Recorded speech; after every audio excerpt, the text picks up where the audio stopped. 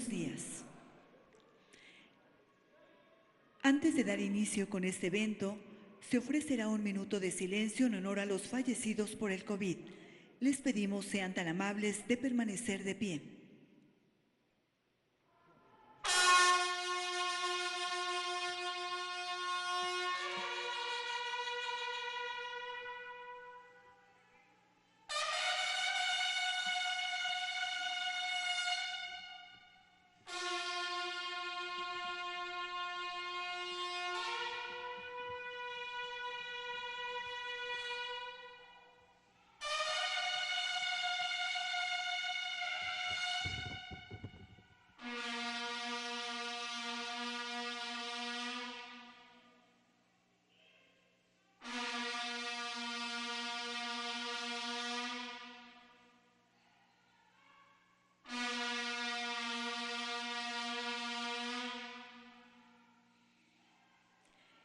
El presidente de los Estados Unidos mexicanos se dirige a la escolta de bandera para saludar a nuestro lábaro patrio.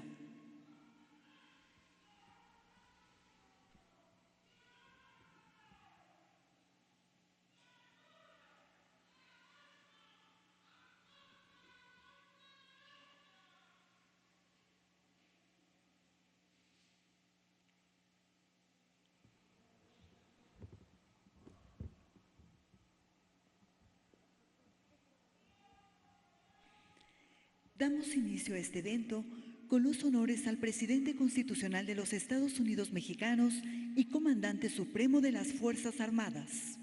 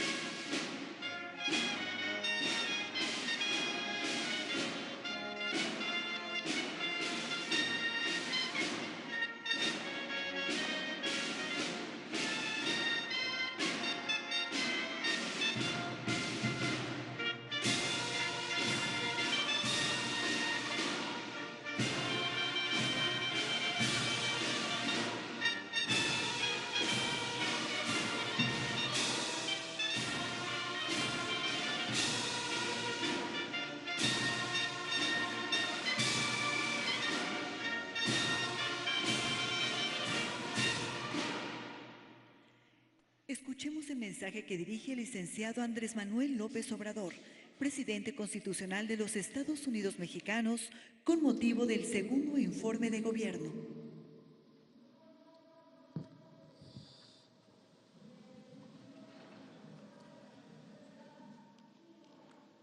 Amigas, amigos,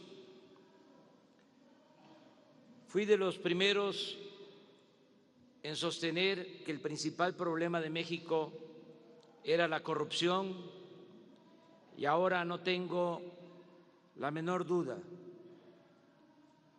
La peste de la corrupción originó la crisis de México. Por eso me he propuesto erradicarla por completo y estoy convencido de que en estos tiempos, más que en otros, transformar es moralizar. Este gobierno no será recordado por corrupto. Nuestro principal legado será purificar la vida pública de México y estamos avanzando. No hemos emprendido persecuciones facciosas ni venganzas políticas, pero tampoco encubrimos a nadie ni permitimos la impunidad.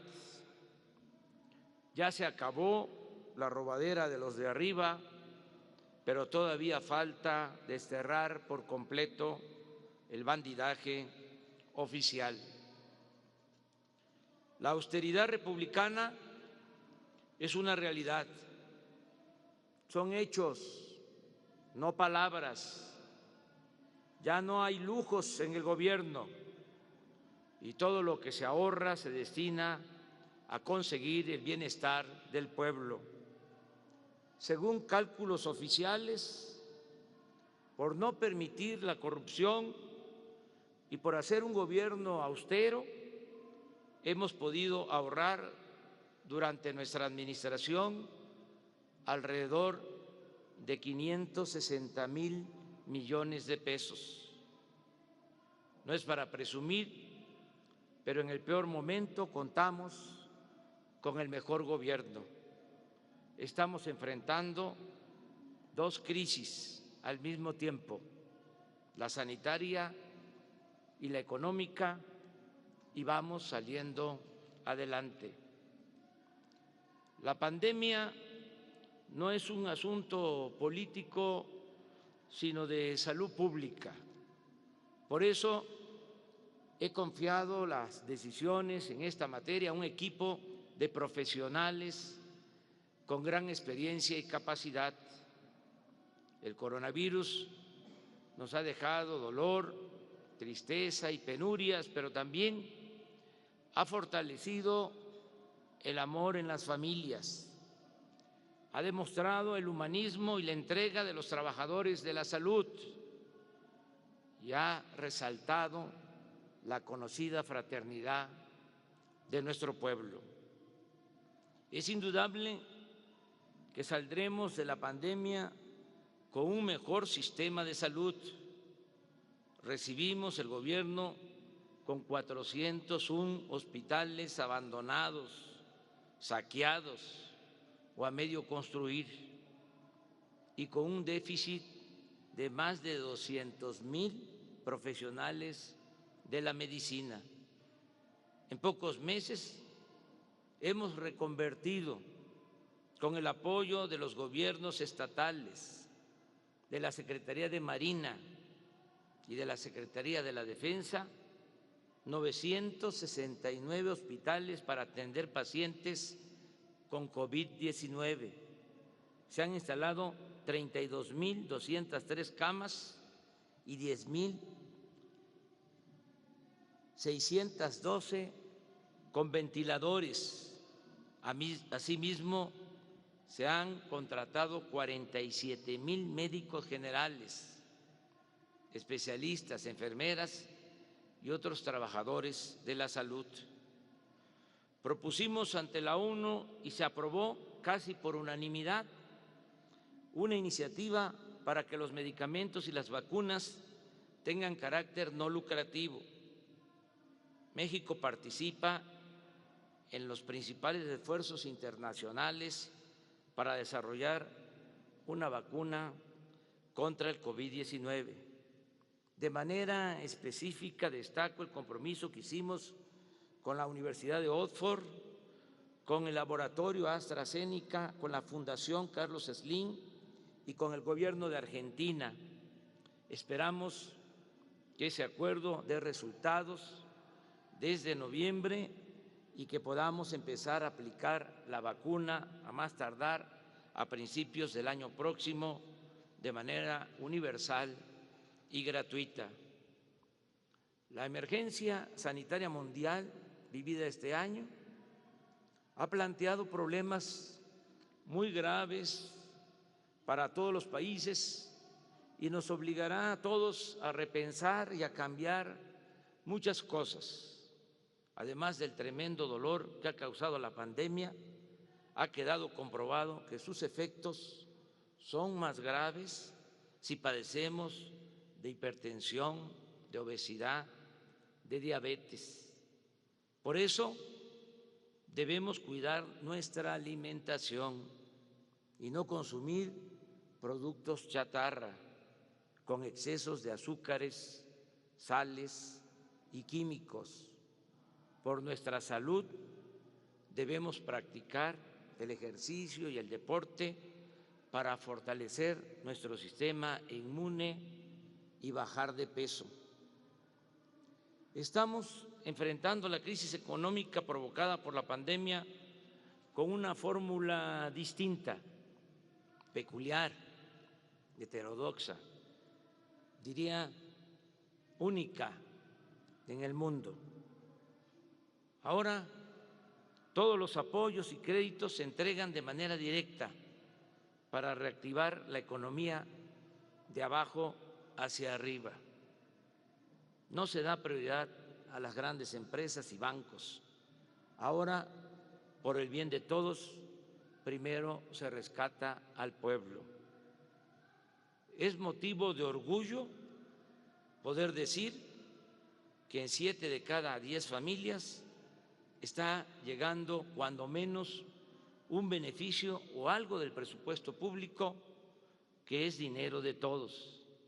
Además, para tranquilidad de nuestra conciencia y felicidad de todas y de todos, el 100% de las comunidades indígenas y de los más pobres del campo y de la ciudad se benefician con al menos uno de los programas sociales. Aquí recuerdo lo que sostenía Adam Smith, que bien podría constituir uno de los fundamentos de la economía moral que estamos aplicando. Decía, por más egoísta que quiera suponerse al hombre, evidentemente hay algunos elementos en su naturaleza que lo hacen interesarse en la suerte de los otros, de tal modo que la felicidad de estos le es necesaria, aunque de ello nada obtenga, a no ser el placer, agregaría el inmenso placer de presenciarla. En otras palabras, la alegría ajena es nuestra propia dicha. No obstante, nos han reprochado que no emprendimos un rescate económico elitista para atenuar los efectos de la pandemia. Pero es un timbre de orgullo poder decir que ayudamos por medio de los programas sociales a 23 millones de familias. Imagínense cuántos adultos mayores han podido observar la reclusión sanitaria por contar con el derecho a recibir una pensión, así sea modesta. Ya se reformó el artículo 4 constitucional para convertir los apoyos destinados a los adultos mayores y a niñas y niños con discapacidad, así como el otorgamiento de becas a estudiantes de familias pobres y la atención médica y los medicamentos gratuitos, en derechos sociales prioritarios y obligatorios.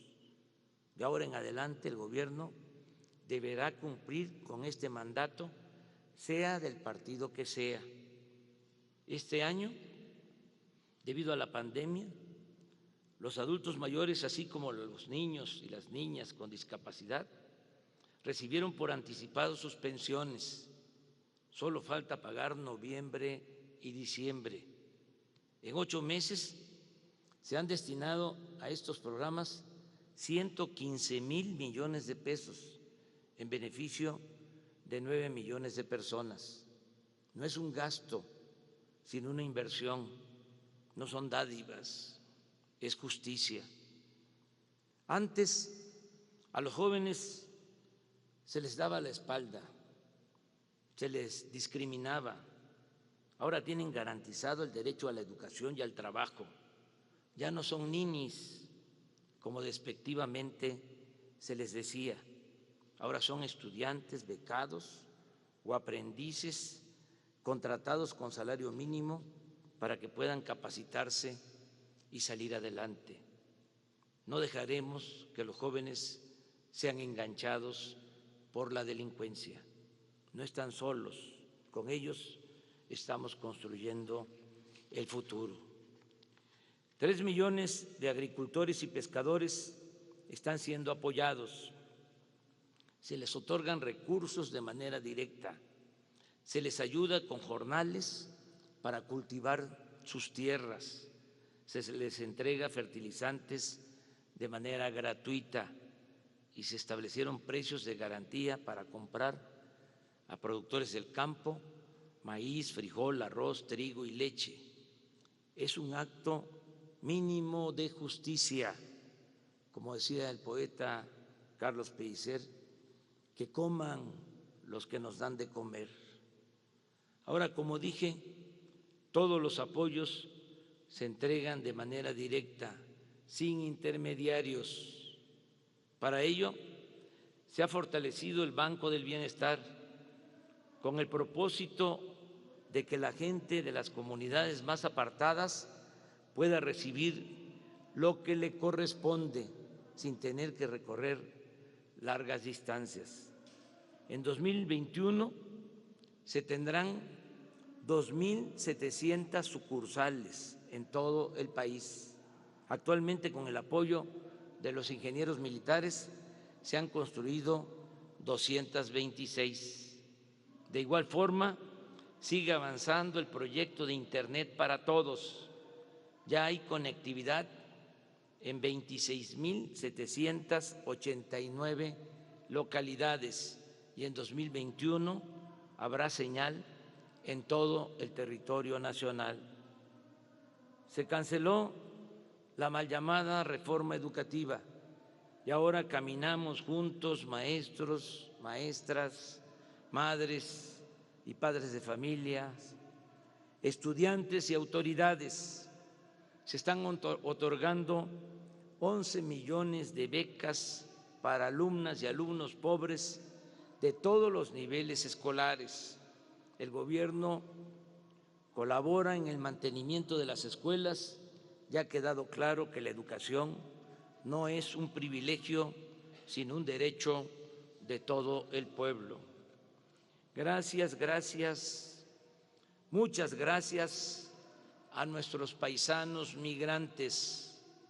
Ahora que más se les ha necesitado es cuando más han ayudado a sus familiares en México. A pesar de la pandemia en Estados Unidos, las remesas han crecido en 10% en relación con el año pasado y estimo que van a llegar a 40,000 millones de dólares a finales de año, un récord en beneficio de 10 millones de familias. Con el aumento de las remesas que envían nuestros paisanos desde Estados Unidos a sus familiares, con los programas de bienestar y los créditos que estamos otorgando a los de abajo, la pandemia no ha desembocado en hambruna, ni en escasez de alimentos, ni en asaltos, y el pueblo de México tiene recursos para su consumo básico. Pronostiqué que la crisis económica provocada por la pandemia sería transitoria. Dije que será como una V, que caeríamos, pero que saldríamos pronto. Afortunadamente, así está sucediendo. Ya pasó lo peor y ahora vamos para arriba. Ya se están recuperando los empleos perdidos, se está regresando poco a poco a la normalidad productiva y ya estamos empezando a crecer. En el mes de agosto se crearon 93,000 nuevos empleos. El peso se apreció al cotizarse a menos de 22 pesos por dólar, luego de haber estado a más de 25. La mezcla mexicana del petróleo de cero pasó a $40 por barril. El consumo de productos básicos, en vez de reducirse con la pandemia, aumentó en 9.5% en términos reales con relación al año pasado. La recaudación de impuestos se mantuvo prácticamente igual que en 2019. Lo mismo sucedió con la inversión extranjera directa. Durante el primer semestre del año llegó a 17.969 millones de dólares. Lo mismo que en 2019. La caída de la economía, a pesar del desastre mundial, fue de 10.4% en el semestre, pero aún con la debacle fue menor el daño que nos causó la crisis económica que nos está afectando que lo que se está registrando en otros países como Italia, España, Francia y Reino Unido. Debo agregar que casi todos los países recurrieron a créditos y aumentaron sus deudas en porcentajes elevadísimos. En contraste, nosotros hemos enfrentado la pandemia y vamos a salir de la crisis económica sin contratar deuda adicional y sin destinar dinero público a rescates, entre comillas, inmorales, es decir, a quienes no necesitan ser rescatados. Pero no debe olvidarse que al enfocar la solidaridad gubernamental a los más pobres, también beneficiamos indirectamente a los sectores que tienen alguna o mucha capacidad de ahorro. Los programas sociales han permitido a millones de beneficiarios preservar algo de su poder adquisitivo y de su capacidad de consumo, y por eso no se ha cerrado el mercado a miles de empresas y de comercios. La relación con los empresarios ha sido buena y respetuosa. A pesar de la crisis, la mayoría no despidió a sus empleados. Baste un dato. Antes de la pandemia estaban inscritos en el Seguro Social 20.500.000 trabajadores en cerca de 1 millón de empresas. En los momentos más difíciles se perdieron 1 millón de empleos y ya estamos recuperándonos. ¿Cuántos empleos se mantuvieron a pesar de la pandemia? 19.500.000 empleos. La mayoría de las empresas mantuvo a sus trabajadores. Los empresarios mexicanos cumplen con sus contribuciones, aceptaron aumentar el año pasado 16% al salario mínimo, este año 20% al salario mínimo, y decidieron voluntariamente aportar más para pensionar mejor a los trabajadores. Además, los hospitales privados nos han ayudado a enfrentar la pandemia y las televisoras de empresas particulares nos están apoyando para transmitir clases por radio y televisión a 30 millones de estudiantes. No tengo más que decirles gracias en nombre del gobierno y de nuestro pueblo. México es un país, sin duda, con porvenir y un ejemplo mundial de cómo hacer realidad el progreso con justicia. La principal riqueza de una nación no está en su infraestructura o en sus finanzas y ni siquiera en sus recursos naturales, sino en su población y sus culturas, en la gente que la conforma y le da historia y existencia. Invertir en ella, en la población, en los mexicanos, en el pueblo, invertir en su alimentación, su salud, su educación y su bienestar en general, es lo mejor que se puede hacer para garantizar la fortaleza del país y su desarrollo presente y futuro. Desde julio pasado entró en vigor el nuevo tratado comercial con Canadá y Estados Unidos.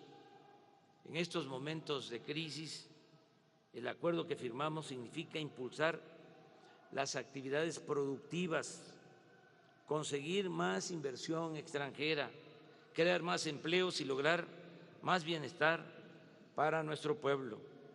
En este contexto, debe verse mi visita a Washington para entrevistarme con el presidente Donald Trump, quien nos trató con respeto y, lo más importante, elogió a nuestros paisanos que viven y trabajan honradamente en Estados Unidos de América. Mantenemos buenas relaciones con todos los pueblos y gobiernos del mundo. En materia de política exterior, nos apegamos a los principios constitucionales de no intervención, autodeterminación de los pueblos, solución pacífica de las controversias y cooperación para el desarrollo. Como es sabido, México fue el país que más votos obtuvo para formar parte del Consejo de Seguridad de la ONU. Con el apoyo de los trabajadores y de los técnicos de Pemex y de la Comisión Federal de Electricidad, estamos rescatando a estas empresas públicas, haciéndolas más eficientes, limpiándolas de corrupción y cumpliendo el compromiso de no aumentar el precio de las gasolinas, del diésel, del gas, de la luz. Y esto lo vamos a sostener durante todo el sexenio. Por convicción, hemos decidido cuidar el medio ambiente como nunca lo hicieron los anteriores gobiernos, y lo más interesante, ni lo demandaron los pseudoecologistas que tanto nos atacan. Solo subrayo que estamos aplicando el programa de reforestación más importante del mundo, sembrando 1.100 millones de árboles frutales y maderables. No se permite el uso del maíz transgénico ni el fracking, se cuida el agua y no hemos entregado ni una sola concesión para la explotación minera.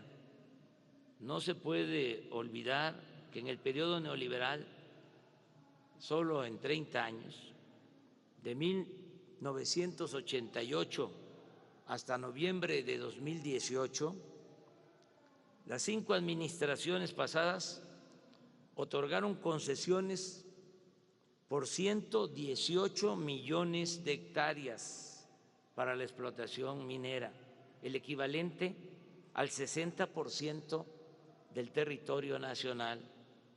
Ese entreguismo devastador ya se acabó. Al desterrar la corrupción, el CONACYT pudo orientarse a fortalecer el bienestar del pueblo por medio del desarrollo científico.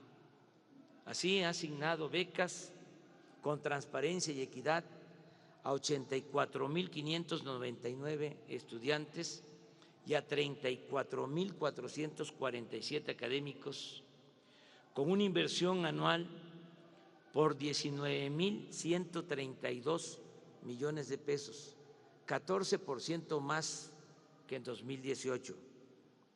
Desde finales de este año nos haremos cargo de que los médicos que quieran especializarse no sean rechazados, como ha venido sucediendo, y puedan formarse tanto en el país como en el extranjero. Estamos contemplando garantizar espacios educativos y entregar durante nuestro gobierno 70,000 becas a estos profesionales de la medicina que ayudarán a reducir el déficit de especialistas que tiene nuestro país y que nos impide garantizar por completo el derecho del pueblo a la salud. Asimismo, se han sentado las bases de la independencia tecnológica, logrando en poco tiempo, entre otras aportaciones, el desarrollo y fabricación de los primeros ventiladores 100% mexicanos para salvar vidas en riesgo por COVID-19. Se han descargado de manera gratuita 683,000 libros digitales del Fondo de Cultura Económica. Tenemos 45 librerías reactivadas de la red Fondo de Cultura Económica Educal, con venta en mostrador y absolutas condiciones sanitarias. Han crecido las salas y los clubes de lectura en comunidades y en escuelas normales. Seguimos produciendo traducciones y nuevos libros. La colección Vientos del Pueblo llegará esta semana a 43 títulos, con libros de 8 a 20 pesos, en tirajes de 40,000 ejemplares.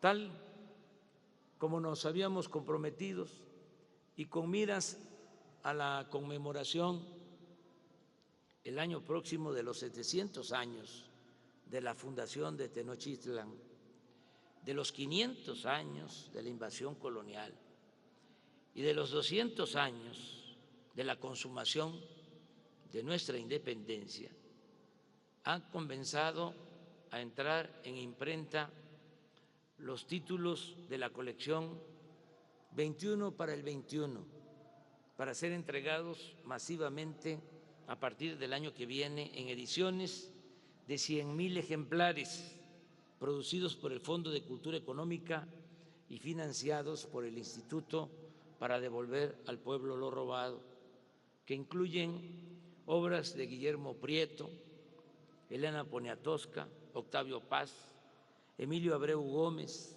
Mariano Azuela, Vicente Rivapalacio, Martín Luis Guzmán, José C. Valadez, Luis Villoro, Emilio Carballido, Nelly Campobello, Carlos Monsiváis y Heriberto Frías.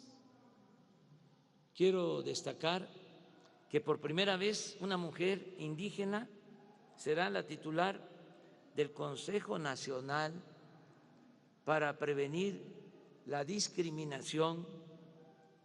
También informo que continúa el programa de apoyo preferente a los pueblos originarios. Con ese propósito, acabamos de suscribir un acuerdo de justicia con los gobernadores de los pueblos yaquis. Además, seguimos promoviendo el arte y todas las expresiones culturales. Continuamos restaurando templos y monumentos históricos y están en proceso de construcción el Parque Ecológico del Lago de Texcoco y el Espacio Artístico y Cultural de los Pinos en el Bosque de Chapultepec. Vamos viento en popa en la construcción del aeropuerto Felipe Ángeles. También está avanzándose conforme a programa en la construcción de la nueva refinería de Dos Bocas, Paraíso Tabasco.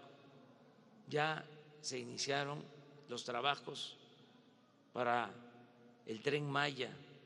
Estamos haciendo realidad el desarrollo del Istmo de Tehuantepec para comunicar a los países de Asia con la costa este de los Estados Unidos.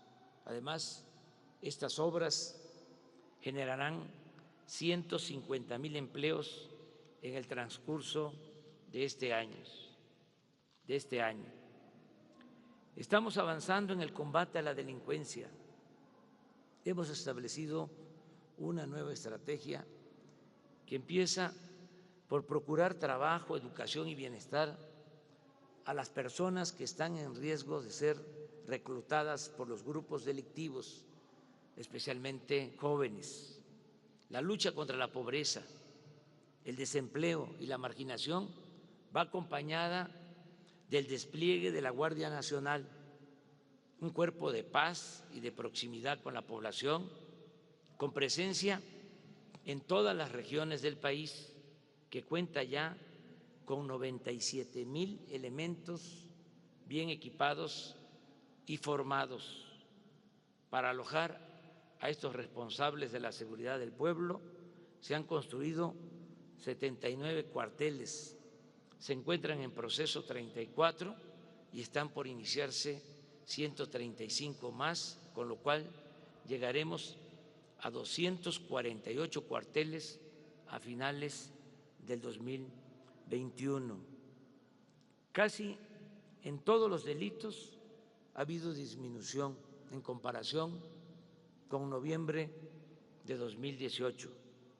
Hay menos secuestros, feminicidios, robos a transeúntes, a transportistas, menos robo de vehículos, robo en transporte público colectivo, menos robo en transporte público individual, menos robo a negocios y menos robo a casas habitación. En todos ellos se ha registrado una baja del orden del 30% en promedio. Solo han aumentado 2 delitos: homicidio doloso y extorsión, en 7.9 y 12.7% respectivamente, vinculados estos delitos fundamentalmente a la llamada delincuencia organizada. En esta tarea ha sido fundamental el apoyo profesional y responsable de las Fuerzas Armadas. En particular, agradezco el respaldo, la lealtad y el recto proceder del almirante Rafael Ojeda Durán y del general Luis Crescencio Sandoval González, secretarios de Marina y de la Defensa Nacional, servidores públicos ejemplares.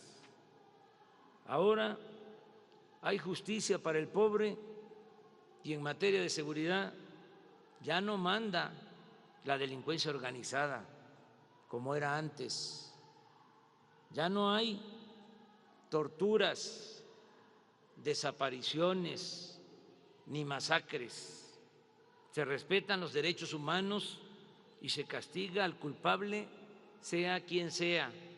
Ya no hay en el gobierno federal funcionarios como García Luna. He mantenido y seguiré manteniendo una relación institucional con las autoridades emanadas de otros partidos. Las y los gobernadores y presidentes municipales de cualquier signo político encuentran en el Ejecutivo Federal respeto y trato equitativo. Hemos cumplido nuestra promesa de impulsar la verdadera independencia de las instituciones de justicia. La Fiscalía General de la República y el Poder Judicial de la Federación actúan con absoluta autonomía y se acabó aquello de que todo lo ordenaba el presidente porque el Ejecutivo era el poder de los poderes. Miren cómo han cambiado las cosas. Invité al fiscal general de la República y al presidente de la Suprema Corte de Justicia y no pudieron asistir.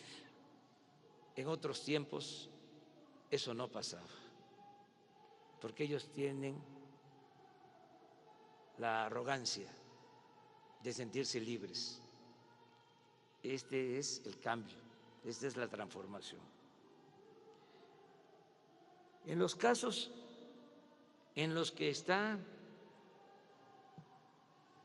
implicados expresidentes de la República, he propuesto que las autoridades responsables desahoguen el asunto con absoluta libertad y que, de ser necesario, se celebre una consulta para conocer la opinión del pueblo. He dicho y reitero que yo votaría por no someterlos a proceso, pues mantengo la postura que sostuve desde mi toma de posesión, según la cual en el terreno de la justicia se puede castigar los errores del pasado, pero lo fundamental es evitar los delitos del porvenir. Sin embargo, de realizarse la consulta, respetaré el fallo popular, sea cual sea, porque en la democracia el pueblo decide y por convicción me he propuesto mandar obedeciendo. Como muchos mexicanos, fui víctima del fraude electoral y estoy convencido del tremendo daño que ocasionan las autoridades impuestas. Por eso se reformó la Constitución y se castigará con cárcel y sin derecho a fianza a quien utilice el presupuesto público en beneficio de partidos y candidatos o adultere el carácter libre y democrático de las elecciones. Desde Francisco I. Madero, nunca un presidente había sido tan atacado como ahora. Los conservadores están enojados porque ya no hay corrupción y perdieron privilegios. Sin embargo, gozan de una absoluta libertad de expresión y ello es prueba de que hoy se garantizan las libertades y el derecho a disentir. La represión política ha quedado en el pasado. Estamos llevando a cabo la cuarta transformación de la vida pública de México y es pertinente recordar que las tres primeras transformaciones, la independencia, la reforma y la revolución, tuvieron que hacerse con las armas. Ahora lo estamos logrando de manera pacífica. Hay oposición al gobierno, como debe de existir en toda auténtica democracia. Pero la mayoría de los habitantes de México aprueban nuestra gestión. Gracias les doy a todas y a todos por la confianza. No le fallaré al pueblo de México. Amigas y amigos, hoy por la tarde, como lo establece la ley, la licenciada Olga Sánchez Cordero, secretaria de Gobernación, entregará al Congreso de la Unión el segundo informe del gobierno que represento. Es mucho lo realizado. Miren,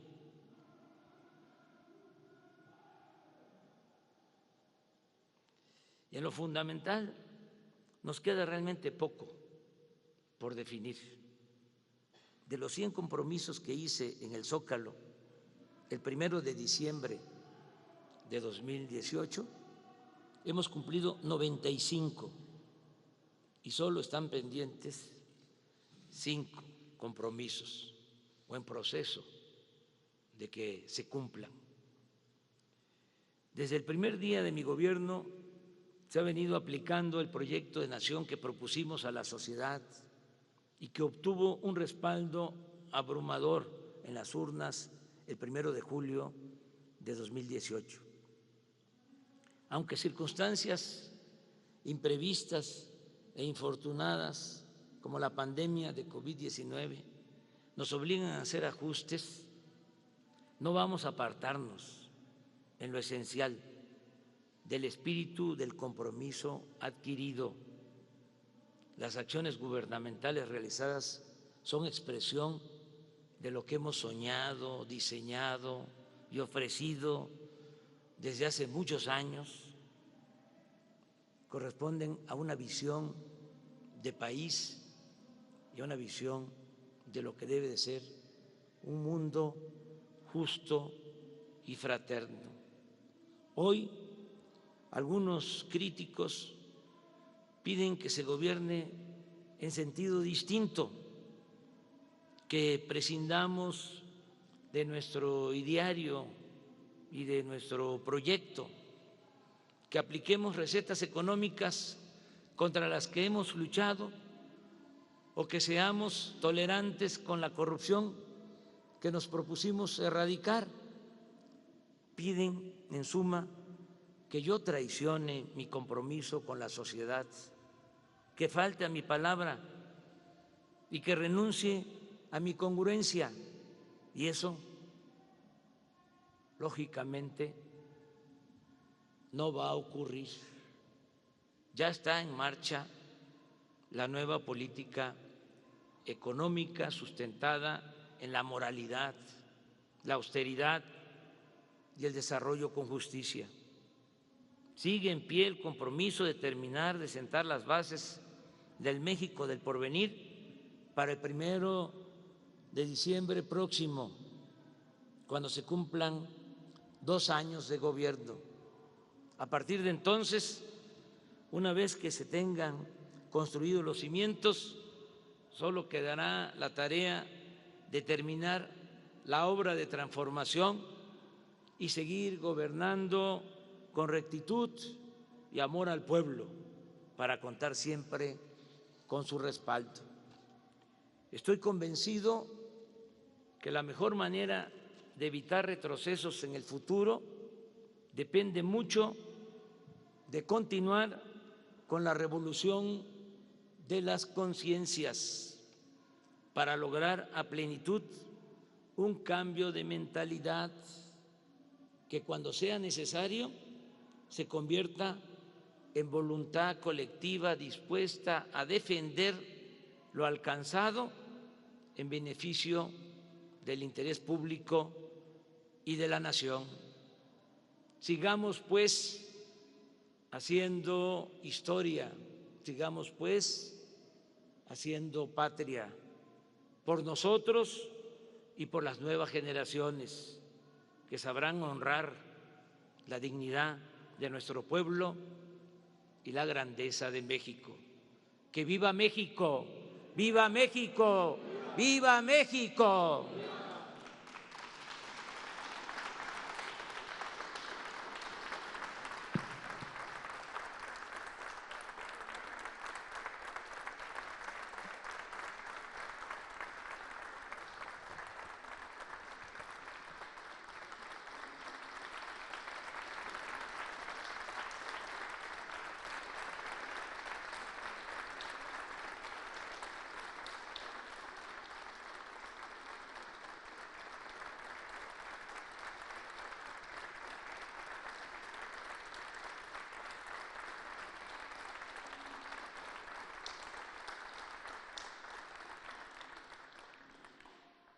Finaliza este evento con los honores al presidente constitucional de los Estados Unidos mexicanos y comandante supremo de las Fuerzas Armadas.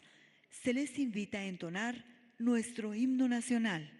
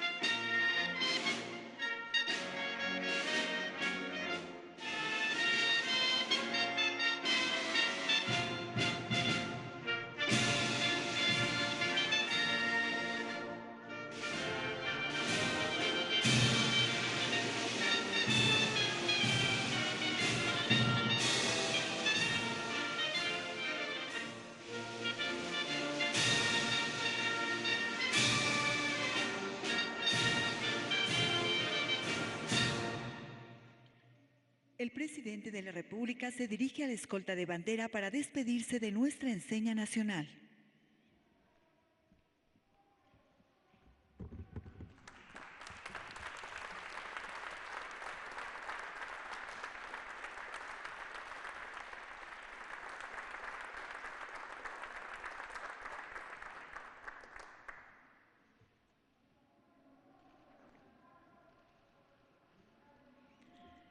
Finalizamos este evento agradeciendo la asistencia del presidente de México y funcionarios que lo acompañaron. Buenos días.